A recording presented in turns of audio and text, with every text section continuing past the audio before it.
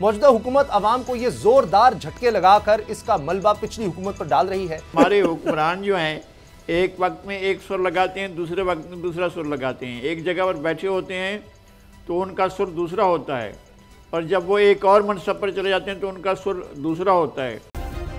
Subscribe करें और bell दबाएं ताकि कोई खबर रह न जाए। बिस्मिल्लाहिर्रहमानिर्रहीम, अस्सलाम वालेकुम। मैं हूं मोहम्मद उसामा गाजी और आप देख रहे हैं अब पता चला। आज के प्रोग्राम में खबर लेंगे पुराने पाकिस्तान में महंगाई के उठते तूफान की। मरीम नवाज की ऑडियो लीक पर उठते सवालात के जवाबात लेने की कोशिश करेंगे और इसराइल से ताल्लुकात का चक्कर कौन चला रहा है इस पर भी बात होगी। लेकिन सबसे पहले बात कर लेते हैं पुराने पाकिस्तान में उठते महंगाई के तूफान की, जो थमने की बजाय मजीद शिद्दत इख्तियार करता दिखाई दे रहा है। सिस्टम यह है कि इसकी वजह मईशत से ज्यादा सियासत है, क्योंकि हुक्मरानों के मसले हैं, करप्शन के मुकदमे और अवाम का मसला नंबर 1 है महंगाई के झटके। यह सिलसिला नया नहीं, लेकिन पुराने पाकिस्तान में इसके नज़ारे जैसे अब देखने को मिल रहे हैं माजी में शायद ही मिले हों। मौजूदा हुकूमत अवाम को यह जोरदार झटके लगाकर इसका मलबा पिछली हुकूमत पर डाल रही है। पेट्रोल एक साथ 30 रुपए महंगा करने से तसल्ली नहीं हुई, अब बिजली फी यूनिट 8 रुपए महंगी करने की तैयारियां हैं। माना कि मईशत को दुरुस्त करना मकसद है, लेकिन हकीकत यह भी है कि इक़दामात गरीबों पर क़यामत से कम हरगिज नहीं। लेकिन फिक्र किसको है, क्योंकि अवाम के मसले और हैं और हुक्मरानों के और। आप देख लें कि मरीम नवाज अवाम की मोहब्बत में बड़ी दबंग तकारीर कर रही हैं, सारे मसाइल की जड़ इमरान खान को करार दे रही हैं। लेकिन सादा और आसान सवाल है कि इन मसलों को हल करने के लिए वो खुद क्या कर रही हैं। जवाब इसका यह है मीडिया मैनेजमेंट।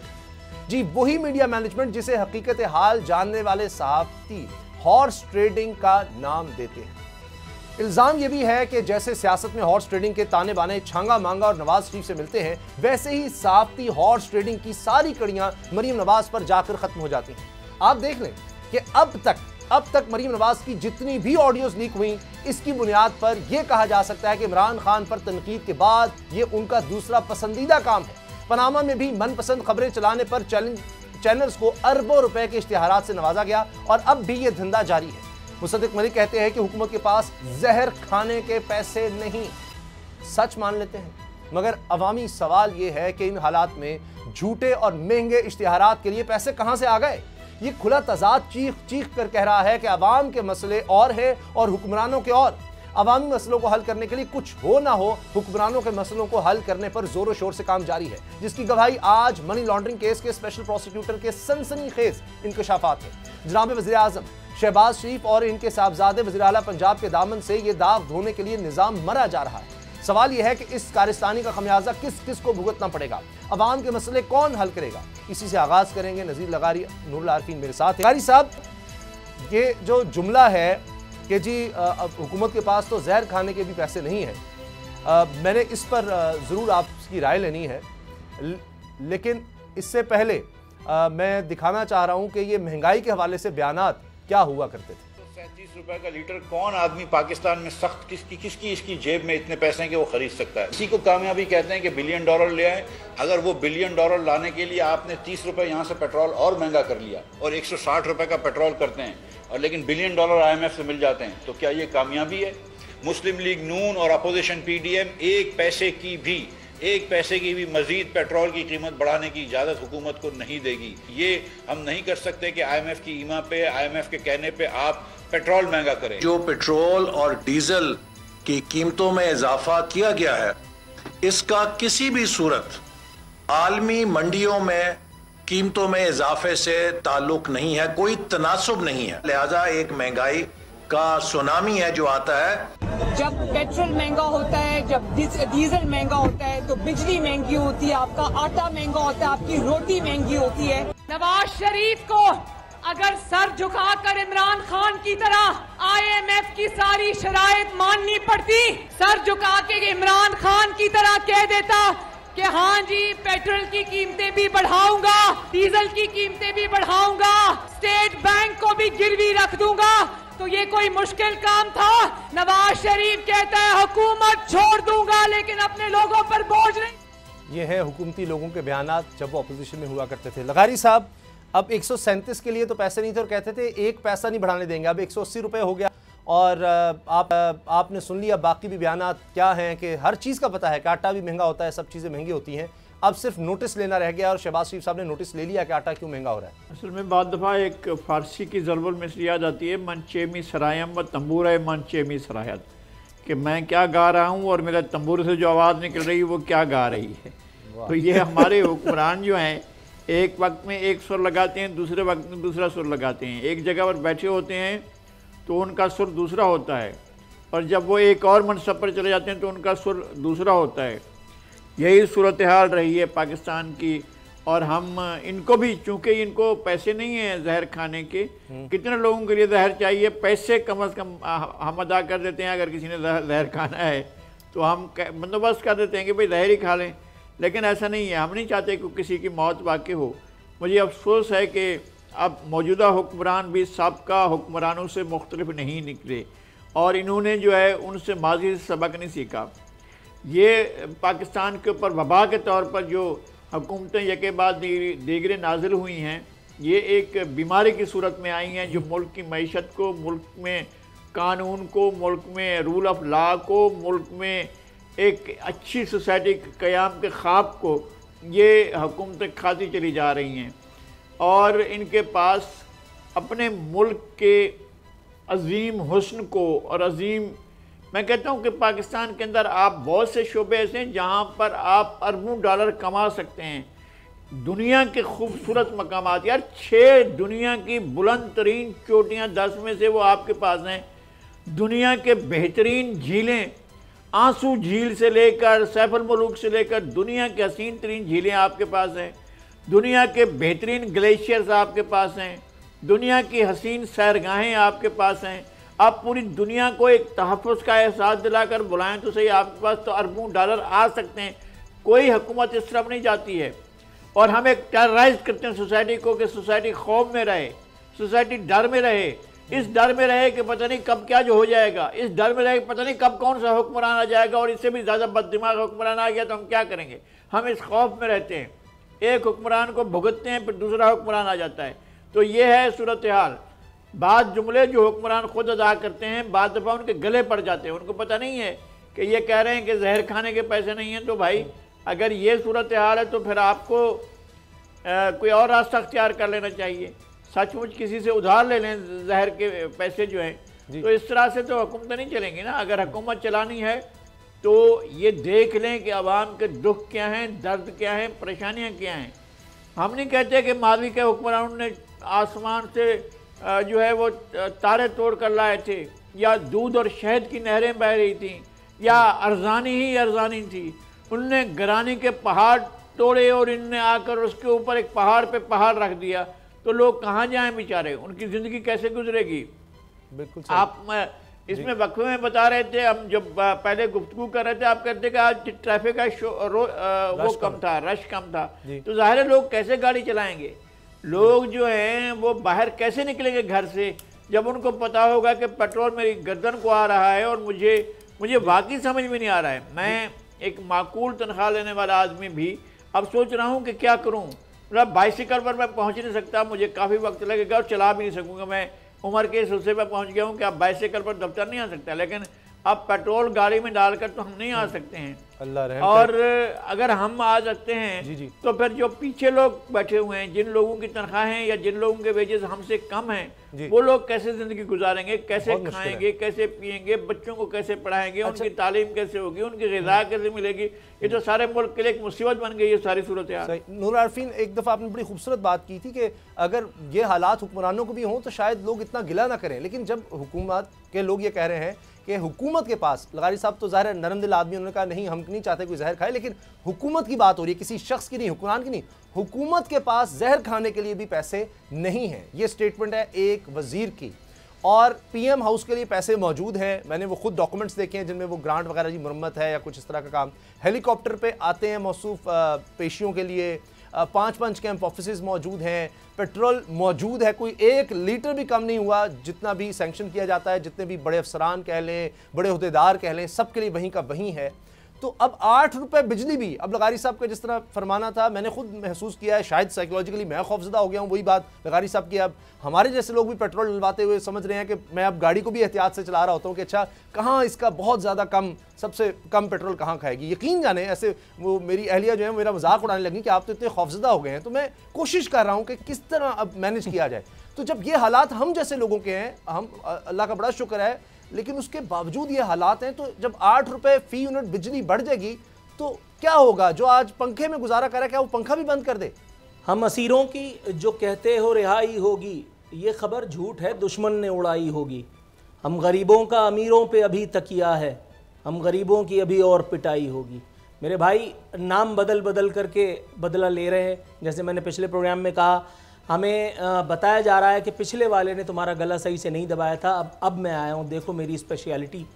आपने मुसद्दिक मलिक की बेचारगी का तस्करा किया, जिन्होंने कहा कि हुकूमत के पास जहर खाने के लिए पैसे नहीं है। मैं लाइव टेलीकास्ट हो रहा है, मैं आज अभी इसी वक्त चलते शो के दौरान 10,000 रुपये डेडिकेट करने का ऐलान करता हूं। जिस वजीर को जहर खाना है, 10,000 में कम से कम पूरी काबीना फारिग कर सकता हूं आज अभी इसी वक्त। आप जहर खाइए, क्योंकि आपको शर्म तो आने की नहीं।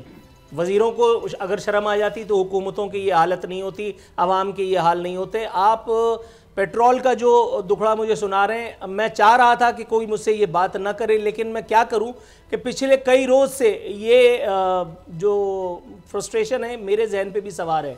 मैं वाकई अब ये सोचने लगा हूं कि जब लगारी साहब, उसामा गाजी और नूरुल आरफीन इस तरह की बातें कर रहे हैं, तो फिर एक आम आदमी बेचारा जिसके घर में 3 बच्चे हैं, जिसका किराए का मकान है, जिसके एक बच्चे के बाद अगर खुदा न खास्ता दूसरे बच्चे की तबीयत ख़राब हो जाती है, फिर वो क्या करेगा? वो मुसद्दिक मलिक के बयान को अपनी नज़रों के सामने रख करके आंसू नहीं बहाएगा, वो इन लोगों के खिलाफ FIR नहीं काटेगा। ये कह रहे थे, अभी आपने जो साउंड बाइट चलाया, ये कह रहे थे कि हम 1 रुपया बढ़ाने की इजाज़त नहीं देंगे। 30 रुपये बढ़ाने की इजाज़त इनको किसने दी? मरियम नवाज जलसे में खड़ी होकर कह रही थी कि नवाज शरीफ इस तरह से नहीं करता। मरियम नवाज इसी सरजमीन पर हैं और मज़े की बात, उनको ख्वाजा आसिफ के कहे के मुताबिक वो नहीं आ रही जो ख्वाजा आसिफ चाहते थे कि दुनिया के दीगर लोगों को आ जाए। मरियम नवाज खिताबात करती फिर रही हैं, मरियम नवाज जलसे करती फिर रही हैं, और मेरी समझ में ये नहीं आ रहा कि मरियम नवाज की तवज्जो आजकल है कहाँ। उनको किसी ने क्यों नहीं बताया कि 30 रुपये बढ़ने के बाद ये जो हमारे मिफ्ता इस्माइल साहब हैं, प्रोफेसर डॉक्टर मिफ्ता इस्माइल, इनका ये दहशत आमेज बयान कि अभी पेट्रोल के नर्ख मजीद बढ़ेंगे, इससे कितने लोगों का हार्ट फेल हो सकता है। आज जो 8 रुपए पर यूनिट बिजली का आपने बढ़ोतरी की बात की है, भाई इनको किसी ने ये क्यों नहीं बताया कि ये जिस पाकिस्तान में हमें दोबारा ले करके चले गए, एक मर्तबा फिर वही सब दुखड़ा सुनाया जा रहा है कि इमरान खान बुरा था। यार, हम इमरान खान से तंग थे कि कोई काम करने के बजाय पिछली हुकूमतों में तबर्रा। इमरान खान गया, प्रोफेसर, डॉक्टर, अल्लामा, रिसर्चर लोग आए, चार्टर्ड अकाउंटेंट्स आए, उनके पास भी यही गाना है, तो फिर हम जाएं कहां? अच्छा, किससे फरियाद करें, किससे मुंसिफी चाहें? यहाँ कोई अवाम की परेशानी। अच्छा, अब जो आपने मुंसिफी की बात की, तो वहाँ से मुझे ये याद आ गया कि मरियम नवाज साहिबा बहुत मसरूफ़ हैं, और अब चूँकि उनके चचा नोटिस ले रहे हैं आटे की कीमत बढ़ने का। मुझे भी समझ नहीं आती कि हमारे ही प्रोग्राम में हम इमरान खान पर शदीद तनकीद करते थे कि जी वो जिस चीज़ का नोटिस लेते हैं चीज़ बढ़ जाती है। अब क्या शहबाज शरीफ भी वही कर रहे हैं? लेकिन मरियम साहबा के नोटिस में एक चीज़ बहुत ज़्यादा है, वो क्या है, वो किस तरह से मैनेज कर रही हैं चीज़ों को, वरना पता नहीं उनके चचा के लिए कितनी मुश्किलात हो जाएँ। आपको सुनवाते हैं कि मरियम साहबा क्या मैनेज कर रही हैं। आपके ऊपर डिपेंड करती हूँ, मैं नहीं जानती। अभी सेक्रेटरी इंफॉर्मेशन से बात करें, PID से बात करें, और उनको कहें कि अगर आप नहीं मानते तो मुझे प्राइम मिनिस्टर से बात करनी पड़ेगी। मैं मैनेज कर रही हूँ, मीडिया मेरे हाथ क्यों बांध के रखते हैं? मैं आपके ऊपर डिपेंड करती हूँ, मैं नहीं जानती। अभी सेक्रेटरी इंफॉर्मेशन से बात करें, PID से बात करें, और उनको कहें कि अगर आप नहीं मानते तो मुझे प्राइम मिनिस्टर से बात करनी पड़ेगी। मैं मैनेज कर रही हूँ, मीडिया मेरे हाथ क्यों बांध के रखते हैं? लगारी साहब, अगर मरियम साहब के हाथ ना बंधे हों तो सब कुछ मैनेज हो सकता है। अभी करोड़ों के इश्तिहार आप देख रहे हैं, रोज़ाना की बुनियाद पर आ रहे हैं अपने मनपसंद अखबारात और टेलीविजन्स पर, और जो कोई तनकीद करेगा तो उसको तो फिर इश्तिहार उस तरह से नहीं मिलेंगे। और अगर आप TV पर और मीडिया में सब चीज़ें दबा देंगे तो सब अच्छा नजर आएगा। लगारी साहब, ये तो अच्छा तरीका है, हाथ ना बांधे मरियम साहबा के। देखें वो कैसा मैनेज करती है मीडिया। लेकिन हाँ, इन खदशात का इजहार हमने पहले भी किया था। जब ये हुकूमत में थे पहले, तो हम ये कह रहे थे कि कुछ मखसूस मीडिया ग्रुप और ये ख़ुद, अगर इनका आपस में कोई नेक्सस बनता है तो पाकिस्तान के लिए ख़तरनाक होगा। और मुझे ये सूरत हाल नज़र आ रही है। फॉर गॉड सेक, आप एक ऐसे वक्त में आए हैं जब आपको इतनी मुश्किलात का सामना है, जब आप देख रहे हैं कि इकनॉमी बैठ रही है, जब आप देख रहे हैं कि चीज़ें आपके हाथ से मैनेज नहीं हो रही हैं, जब आप देख रहे हैं कि तकरीबन 1.5 महीने के बाद आपको एक गवर्नर लगाने का मौका मिला है, जब आप देख रहे हैं कि हवा मुखालिफ चल रही है, उसके बाद भी आप इस तरह की गुफ्तगू जो है वो कर रहे हैं। और मेरा ख्याल है, जहाँ तक मुझे नहीं मालूम कि ये बात किसके साथ हो रही है, ज़ाहिर है वज़ीर इत्तलाआत के साथ हो रही होगी, शायद मरिंग और औरंगज़ेब होंगी दूसरी तरफ, उनको से कह रही होंगी कि आप सेक्रेटरी इन्फॉर्मेशन से बात करें, PID से बात करें, या आप प्रिंसिपल इन्फॉर्मेशन ऑफिसर से बात करें, वरना फिर मैं वज़ीर आज़म से। मुझे समझ में नहीं आ रहा है आपको इतना क्यों शौक़ है मीडिया को मैनेज करने का। उसके बगैर भी तो आपने वक्त गुजारा है, जब मीडिया आपके पास नहीं था, हुकूमत आपके पास नहीं थी और आप सब कुछ हो रहा था, मीडिया आज़ाद था। उस वक्त भी हमने कभी भी ऐसा नहीं किया है कि हमने अपोजिशन को टारगेट किया और हुकूमत को छोड़ दिया। हमने इमरान खान को नहीं छोड़ा। हम इवन आज भी इमरान खान पर तनकीद करते हैं, लेकिन किसी ने ये नहीं किया है जो अभी इनकी मोहतरमा की बात सुन रहे हैं, मेरे लिए बहुत काबिल एहतराम है। लेकिन ये कि ये जो बात हम सुन रहे हैं हमें किसी ने नहीं सुनाई। इससे पहले अगर किसी ने किया है तो फिर हमने उनका मुंह तोड़ जवाब भी दिया है। अगर किसी ने भी पैमरा के सरबराह ने हमें तंग किया या किसी भी ने तंग किया तो हमने बाकायदा बात की है। सही, लेकिन सही। ये नहीं हुआ। पर्सनली तो मैं कहता हूँ मुझे किसी ने हिम्मत नहीं की कि मुझे फ़ोन करके कहे या किसी तरीके से कहे कि जी मैनेज हो जाओ या आ जाओ हमारे लिए ठीक हो जाओ। तो ऐसा तो कभी नहीं हुआ। ये इनका आकर कहना जो है तो मुझे ज़ाती तौर पर बहुत तकलीफ़ हो रही है। क्या मीडिया जो है वो अब बल्कि मैं आपको एक बहुत अफसोस के साथ एक वाक़या बताता हूँ। एक DG ISPR तशरीफ़ लाए थे एक दफ्तर में जहाँ मैं मौजूद था, तो उन्होंने एक लफ्ज़ इस्तेमाल किया था कि हमें जो है मीडिया हैंडलिंग करनी होती है। मैंने कहा ये क्या लफ्ज़ आपने इस्तेमाल किया है? आप कौन होते हैं आप मीडिया हैंडलिंग करने वाले? आप कैसे मीडिया हैंडलिंग करते हैं? मैं DG ISPR थे सही। और बहुत मोहतरम थे, हमारे अच्छे दोस्त भी थे। तो हमने कहा ये नहीं सुनेंगे हम कि आप मीडिया हैंडलिंग करें, ये मीडिया मैनेजिंग कर रही है। भाई मीडिया मैनेजमेंट कर रही है ये खातून को तो खुदा का खौफ नहीं आया कि पहले भी इस तरह की आई और अब ये मुबैना तौर पर ये अब इस दौरे हुकूमत की है। तो अब नूरुल आरफीन, अभी तो जहर खाने के भी पैसे नहीं थे, लेकिन हम जो इश्तिहारात देख रहे हैं वो करोड़ों के हैं और वो जारी रहना है और अभी हाथ बंधे हुए हैं, तो ये हाल है। जॉन इलिया कह रहे थे कि निस्बत इल्म है बहुत हाकिम वक्त को अजीज, उसने तो कारे जहल भी बेउलमा न किया।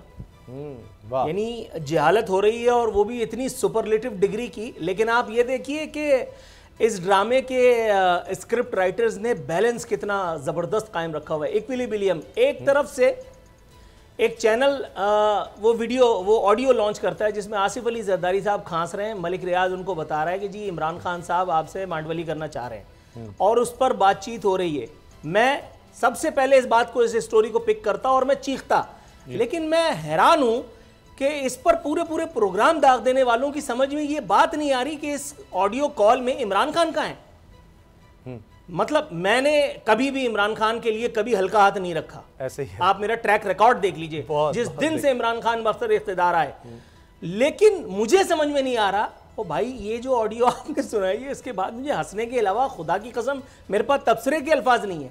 और ये मरियम का ट्रैक रिकॉर्ड है, मैं आपको नाम लेकर के बताता हूँ।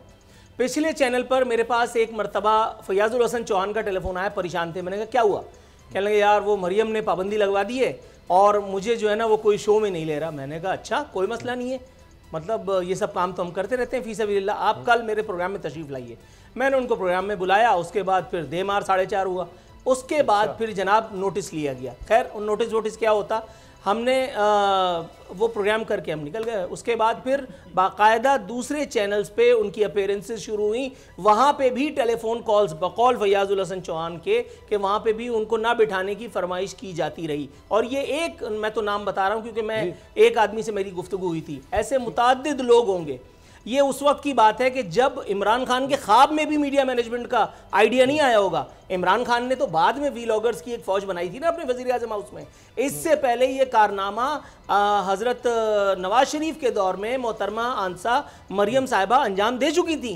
बल्कि मैं फिर दोहरा देता हूँ कि ये कारनामा इन्हीं का था, जिसको आर्ट की उरूज पे पहुंचाया था पीटीआई ने। तो फिर अब क्यों रो रहे हैं? अब क्यों रो रहे हैं? आरिफीन, कहीं ऐसा तो नहीं कि तवज्जो सही नहीं, फोकस नहीं हुकूमत का उस जगह जहां इनका होना चाहिए था। फोकस कहीं और मीडिया मैनेजमेंट पे फोकस है कि जो भी हम कर रहे हैं कारकर्दगी सिर्फ मीडिया में मच्छी दिखा दें तो कुछ नहीं होगा। ये एक बहुत बड़ा सवाल है, इस हवाले से बात करेंगे। और इसराइल, एक वफ्द गया पाकिस्तान को, इसराइली सदर कहता है कि जी बड़ी ज़बरदस्त तब्दीली है पाकिस्तान में कि पाकिस्तानी वफ्द आया। उसके बाद हुकूमती सतह पर इसका नोटिस भी लिया गया।